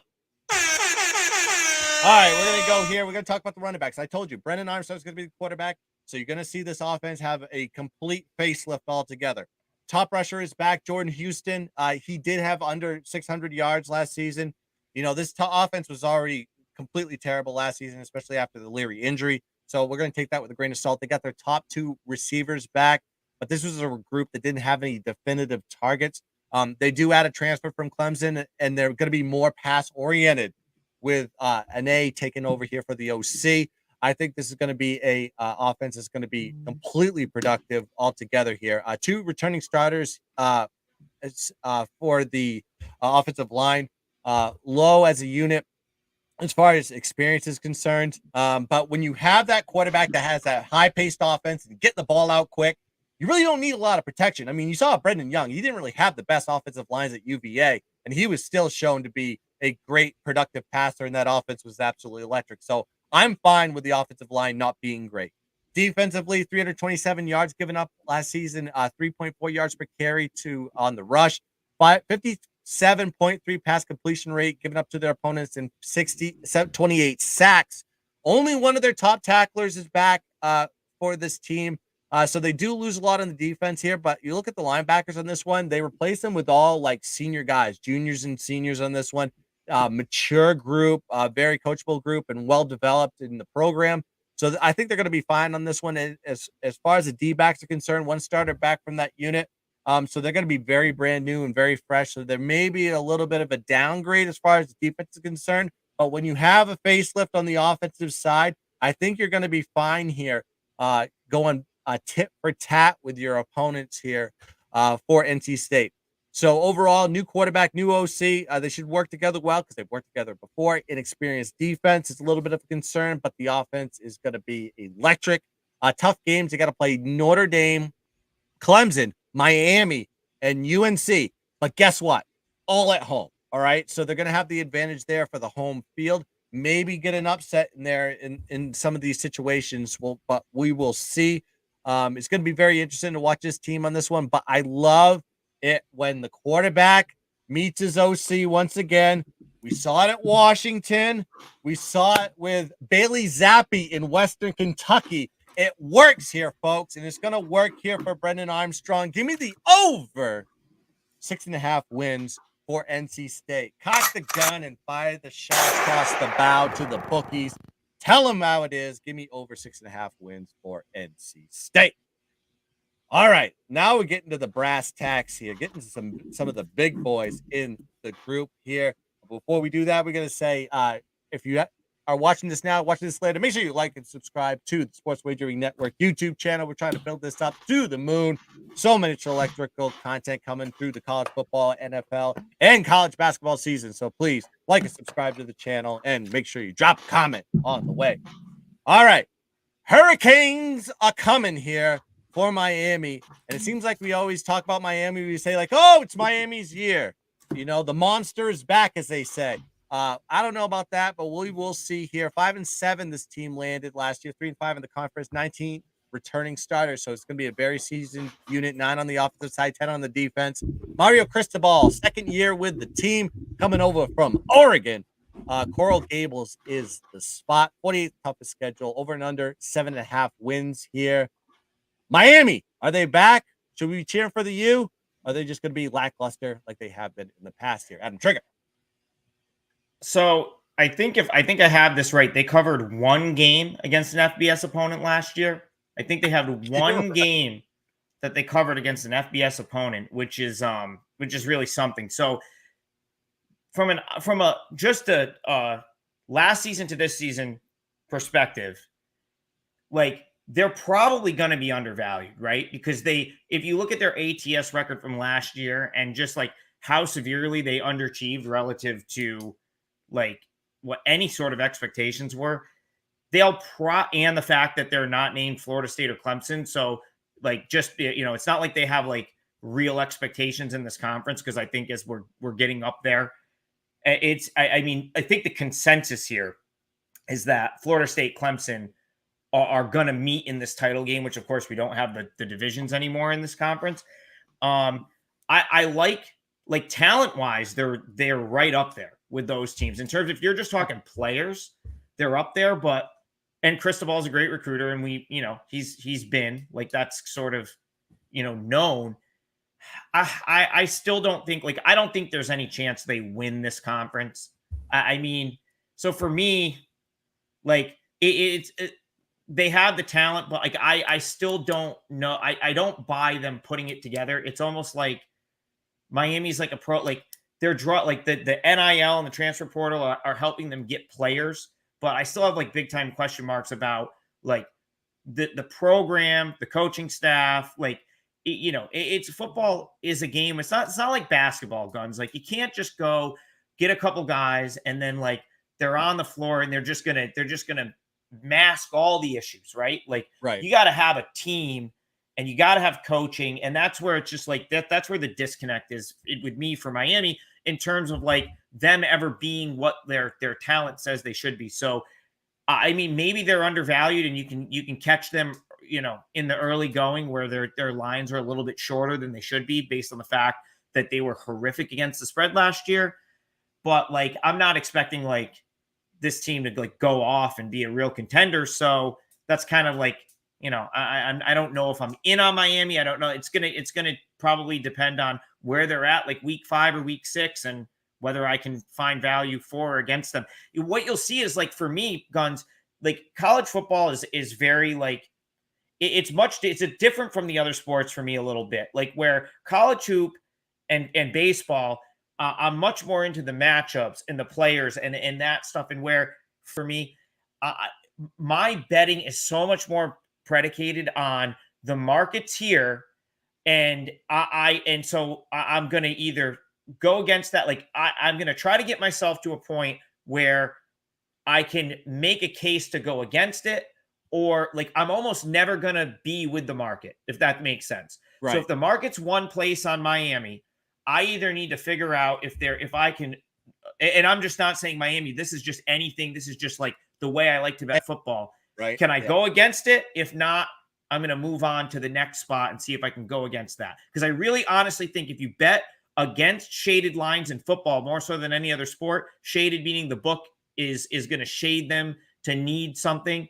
I think that's how you make money betting spreads and totals in college football, because there's more volume in football than any other sport. So it's more relevant. And for me, football's far much less of a matchup type handicap and more like trying to analyze the market and see where I can jump in with teams. You're justifying the lines and finding out why is the line, and you back into it that way. If you back into it, then it makes sense. But if you can't, you kind of just move on to the game. That's handicapping. That's handicapping in general, and that's how everybody should approach every aspect of the game. You mentioned football's week to week. We're giving you some totals on win totals here, but a lot of factors kind of fall into place here. It's not like we're going to put our entire bankroll on these games. Of course, we're going to spend them more on the week to week than we are on the win totals, but this is kind of fun analytical where these teams we feel are going to be. when you talk about Miami on this one, Tyler Van Dyke had a terrible year last year. Okay, he didn't really have one of these electric. He was highly touted, put on the Heisman list, and all of a sudden, kind of dropped off the map after a great 2021 season. Gets the new OC from Houston. He should fit more into what Tyler Van Dyke plays like. I think this is going to be an upgrade for him as far as the offense goes, but I don't know if it's going to gel as an entire unit. They get their top rusher back, but no one on the roster surpassed 700 yards. They get a transfer from Nebraska that had 5.3 yards per carry last season. So there is some depth on that running back line, but what time will tell if they can actually run the ball. 4 out of their top 5 wide receivers are back. But another thing, they didn't really put up any passing yards last season. No one had over 400 yards receiving. So we don't know if that's going to be an upgrade with the new offense here with Houston. 2 starters back on the offensive line, so they have a less experience there. They do get some transfers from UCF and Alabama, so we'll see if it's going to be a tougher group under Cristobal. I don't know. Cristobal comes from that offensive-minded standpoint. We should expect in year 2 for the offense to develop and grow, but we will see here with Van Dyke behind center.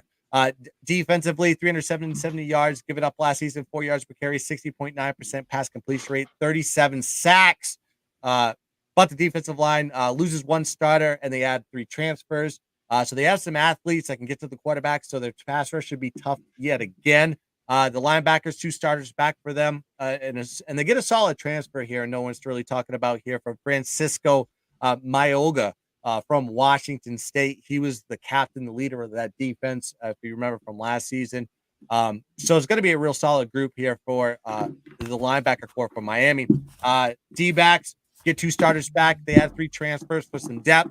So that unit should be okay. Overall, I mean, 2 new coordinators.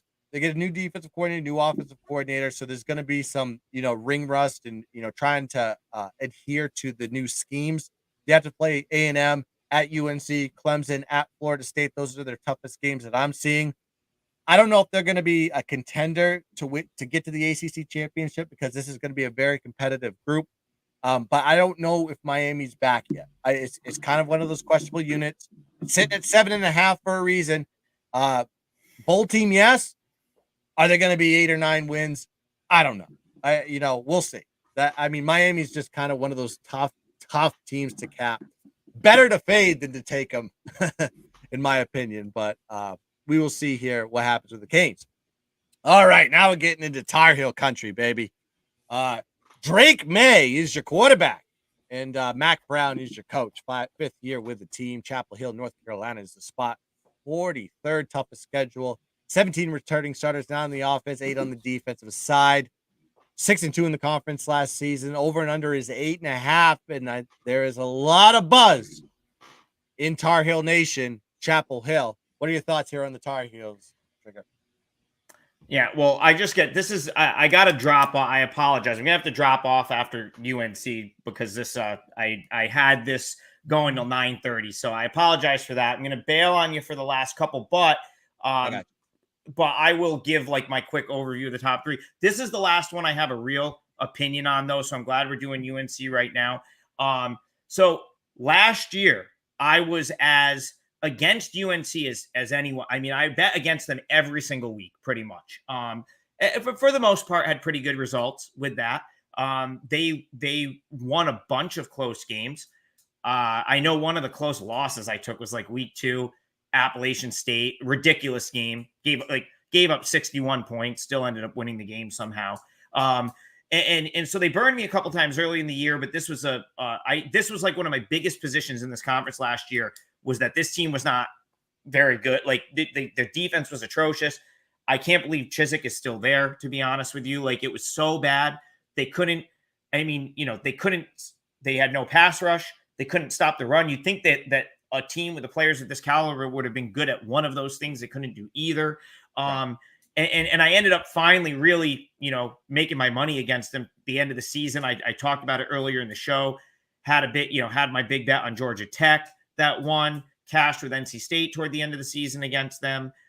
So that's really where I don't feel all that differently this year about North Carolina. I still think they've got big time questions on the defensive side of the ball. Granted, they've got a little bit more experience now. So maybe like something like about Chiswick still being there tells me that maybe they like are a little bit of a believer in him and having these guys back, and maybe they improve. Yeah.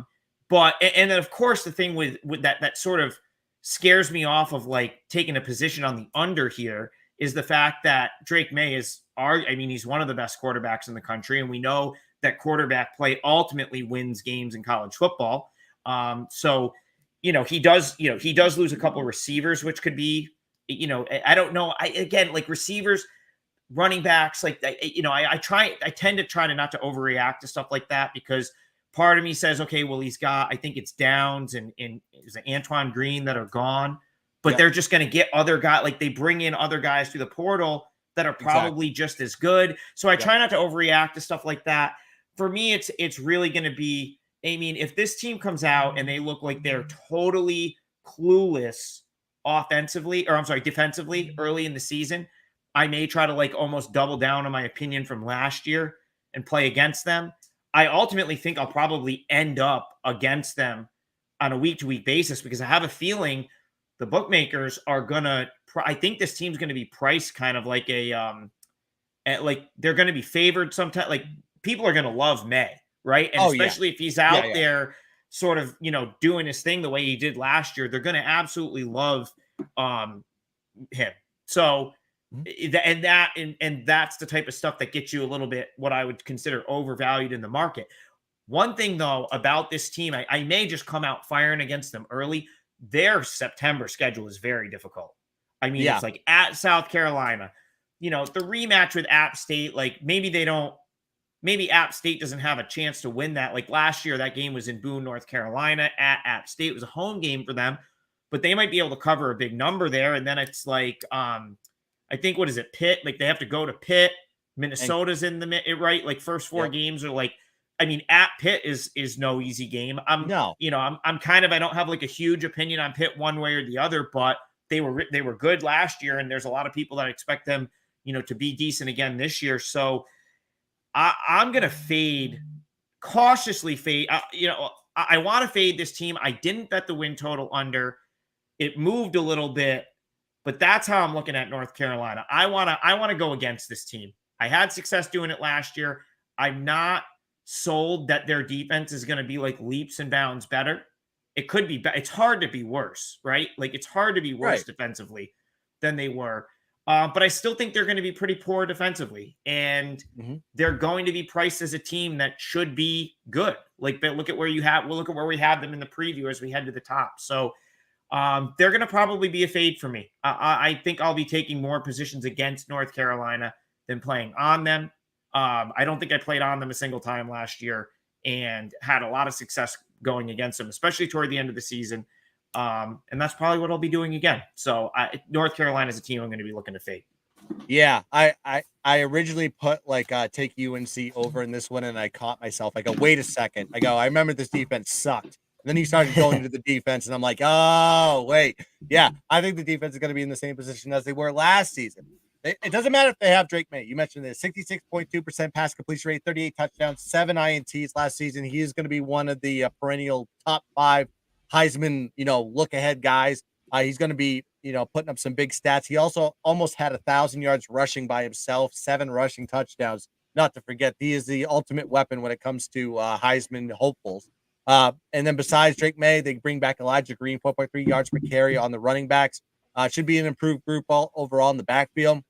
They do lose Josh Downs, but it's one of those things when you have Drake May. They bring in 2 transfers from Kent State and Georgia Tech. I think those guys are going to just be stepping in. Just make sure you catch the ball when Drake May throws it to you, and you're going to be fine. So I think the wide receivers are never a drop off as long as you have him behind center. 4 starters are back on the offensive line as well, and they add an all conference lineman to fill in the void from the non P5s. So experienced group, and they need to improve on the sacks though. 40 sacks they gave up last year, 7.6% sack rate.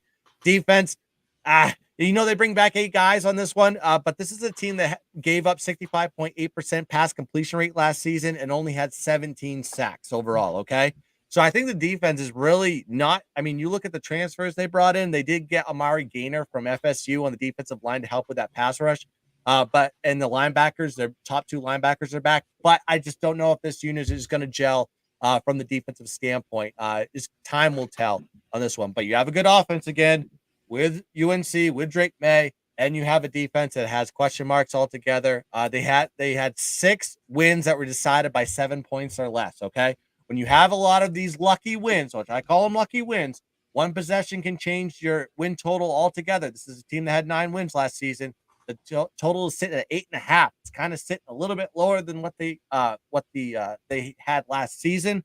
I think they're in the same kind of position now. Could they win 10 games? Absolutely. But they have to play, like you said, South Carolina, at Pitt, at Clemson. Nothing I'm going to be playing.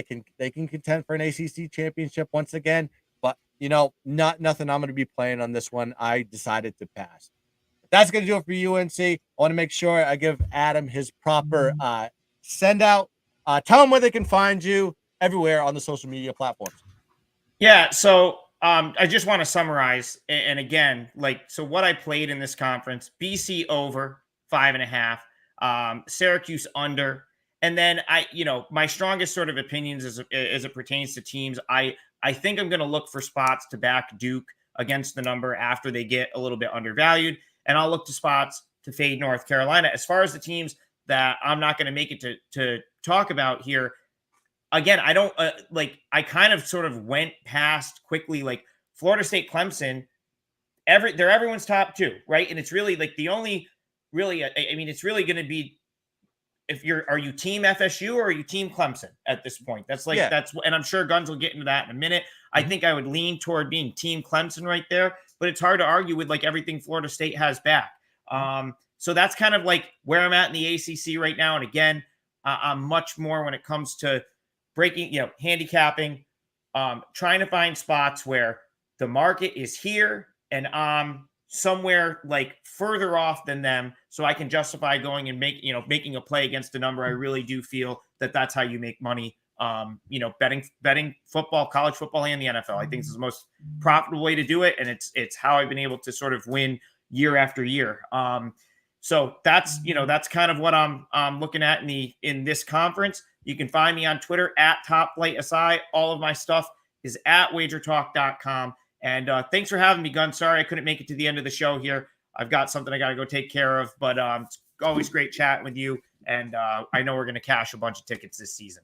Hell yeah, brother. And I appreciate you joining me on this show. Adam Trigger, ladies and gentlemen, at TopFlightSI on Twitter. Go check him out. And also on every single Wager Talk YouTube platform. Go check that out as well. But we're going to break down the rest of these teams, and I have a look on the team that I'm wearing on top of my head right now. It is the Pittsburgh Panthers, 9-4, 5-3 in the conference last season, 12 returning starters, 7 on the offensive side, 5 on the defense. Pat Narduzzi in his 9th season with the Panthers. Pittsburgh, PA is the spot, 47th toughest schedule. The over and under in this one is 6.5, depending on what book you get it, but I like it at 7 here.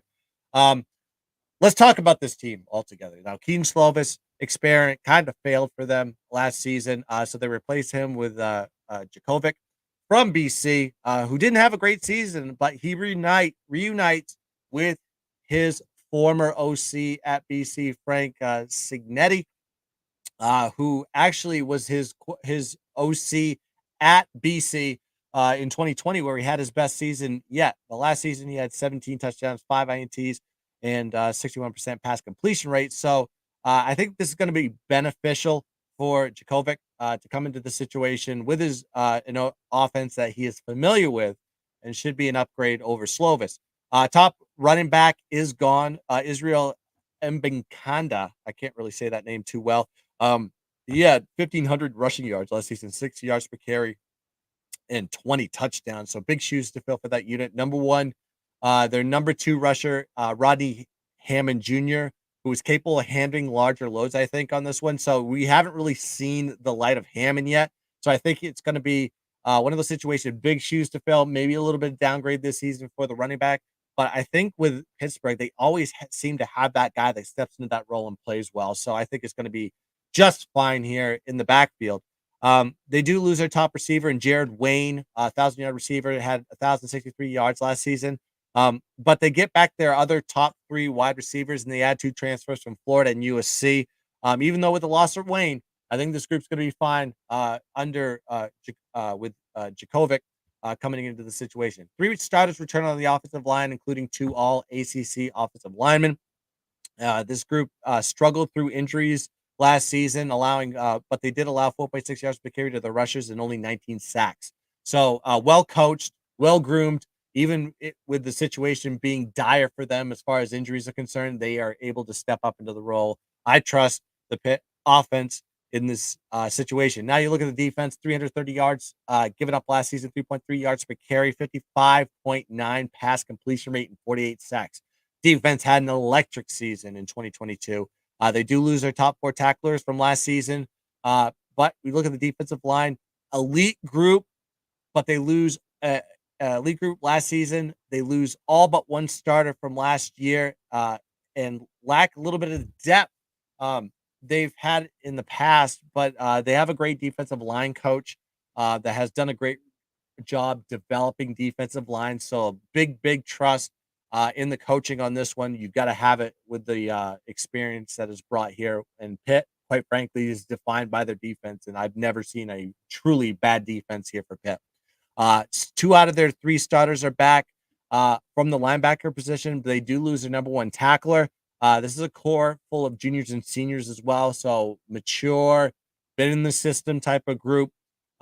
So they've lost more in previous seasons and been fine. So it's usually next man standing up. So the depth has always been good here for the linebackers at Pitt.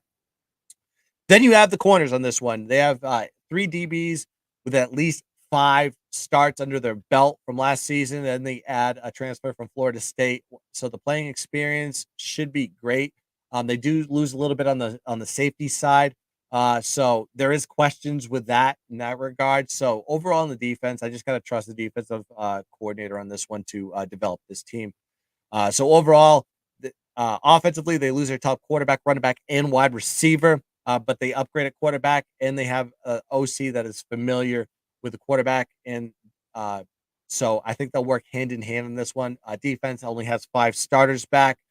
They lose mostly in the secondary and the D line, so I think they're going to be fine there with the depth that they have, of course. So 2 close wins last season, 2 close losses, so it kind of washes everything out.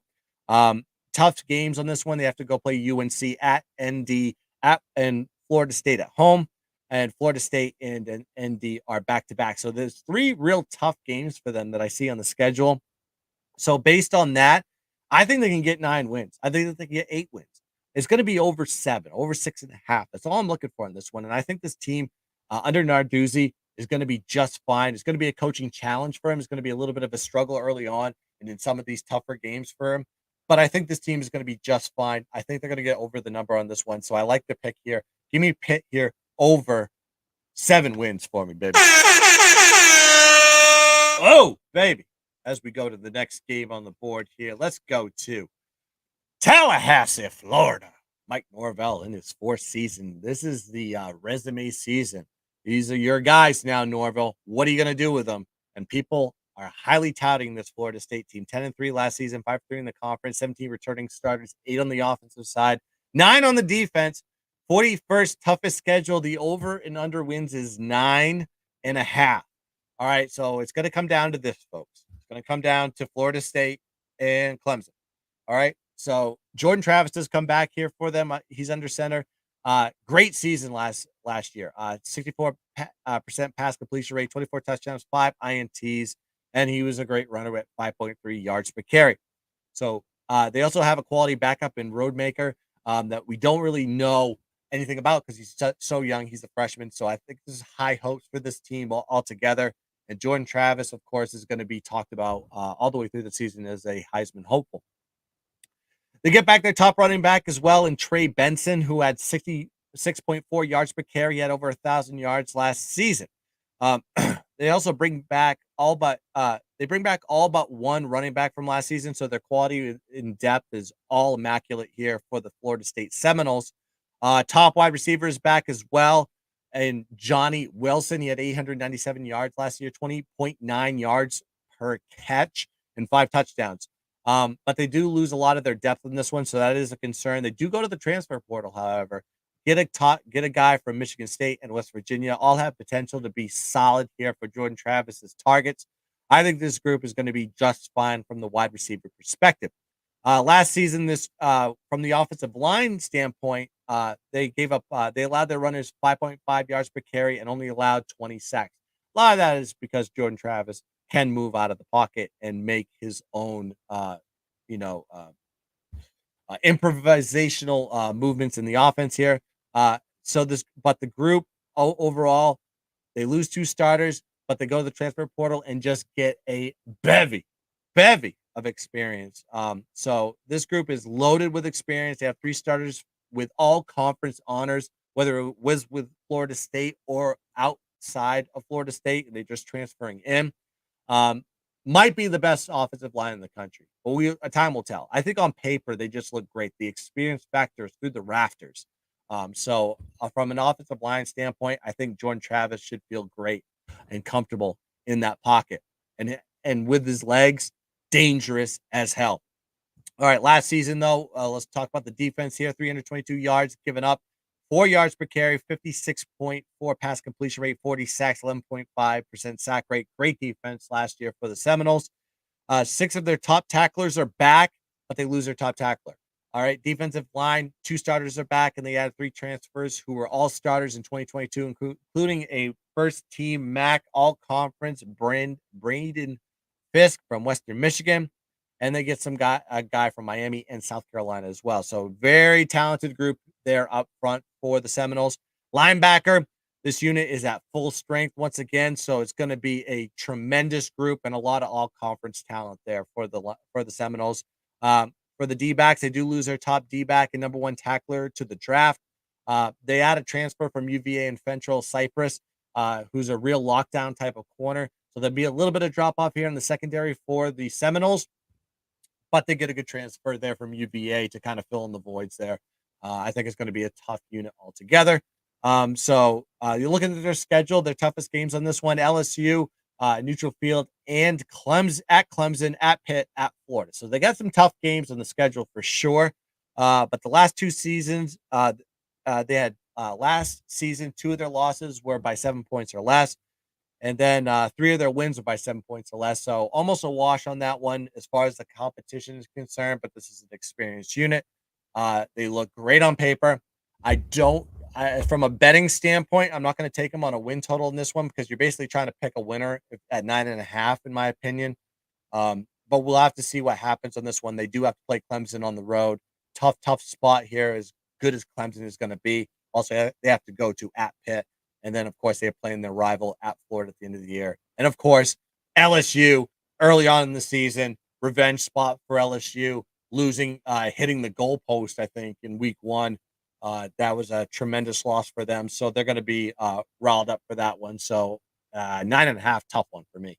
We'll have to see what happens there for the Seminoles. Moving on to the last, but certainly not the least on this one, we're going to go to Clemson, South Carolina on this one, and we're going to go to Dabo Swinney, land's 16th year with the team. What a tenure there for Dabo. 15 returning starters back for them, 7 on the offense, 8 on the defensive side. They were 11-3 last season, 8-0 in the conference. 25th toughest schedule, though. 9.5 wins is the total. Some changes have gone here in Clemson. Of course, DJ Uiagalelei is gone. He's transferred out to Oregon State. So they go with Cade Klubnik, one of the worst names in college football for any player. Sounds like should be a linebacker, not a quarterback. But he took over the reins during the ACC title game. He's very accurate, very elusive. A little bit of an upgrade at the quarterback position. It seems like he's poised too in the games that he did play for Clemson last season. So I think he's going to step in this role really well. They also got a new OC on this one from TCU, and Garrett Riley, which is Lincoln Riley's brother, by the way. He was SMU's OC in 2021. So he does have the pedigree to run an offense, coming from his brother's DNA. We'll see if that develops that offense for Clemson. Will Shipley is back here for the 10th year, it seems. He had 1,082 yards last season, 5.6 yards per carry, and 15 touchdowns. They also get their number 2 rusher back in Phil Maffa, who had 5.3 yards per carry. So one of the best running back duos in the country, in my opinion. Will Shipley is an absolute beast, and so is his backup there. Wide receivers, they get their top wide receiver back in Antonio Williams. He only had 604 yards receiving last season, but a lot of the quarterback controversy there with Clemson. I think with Kate Klubnik stepping in there, it's going to really change the dynamic of that offense. 4 starters back on the offensive line as well. The unit does have depth. This is a team that allowed 28 sacks as a unit last season, so this is going to be a much, much improved offensive line. Defensively, you got to look at what they did. They produced really well. They only allowed 334 yards last season, 3.3 yards per carry, 61.3 pass completion rate. They need to improve on that. And they put up 44 sacks against their opponents at a 9% sack rate. Top 3 tacklers do return for them. 5 out of the last 7 are back as well. 5 of their top 7 are back as well.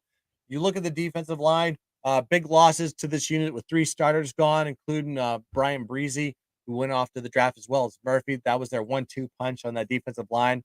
They do get 2 defensive linemen that have significant playing time back, however. Then they're loaded with seniors and juniors in this one. So we really don't know how good this team is going to be as far as the defensive line front is concerned. Losing that talent, that NFL talent, is a big loss. However, with how Dabo does recruit, I think he's just got talent upon talent ready to step into the role and really show out here for the Tigers. Linebackers, they get their top 2 linebackers back, including their number 1 tackler. And they have a young prospect that no one's really talking about here, filling that vacant spot that was left behind in Wade Woodaz. So they're very high on him. So an experienced unit and should be extremely talented athletically.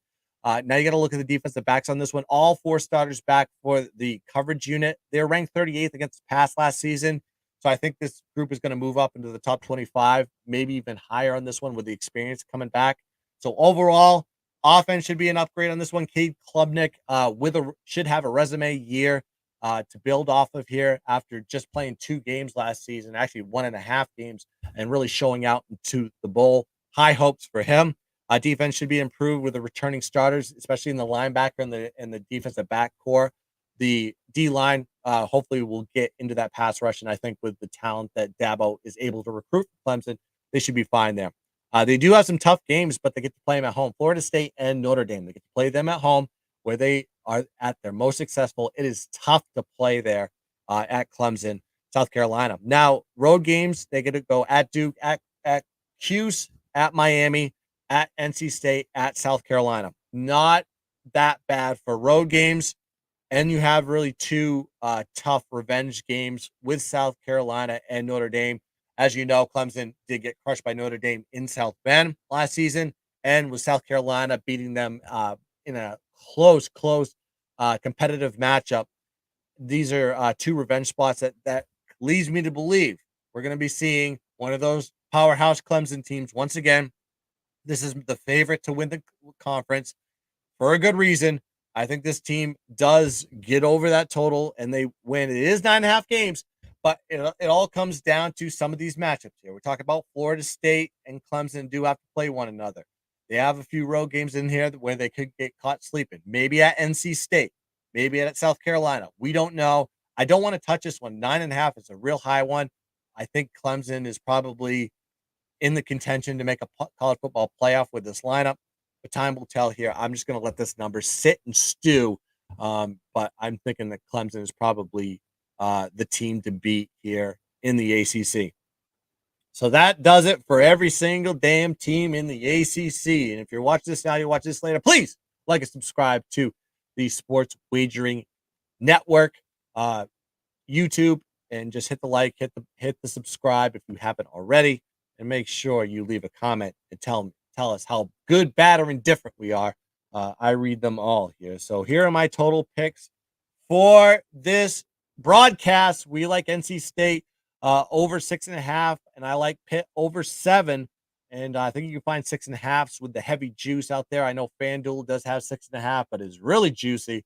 And then you have Louisville under 8.5, and I like BC to make the bowl here over 5.5.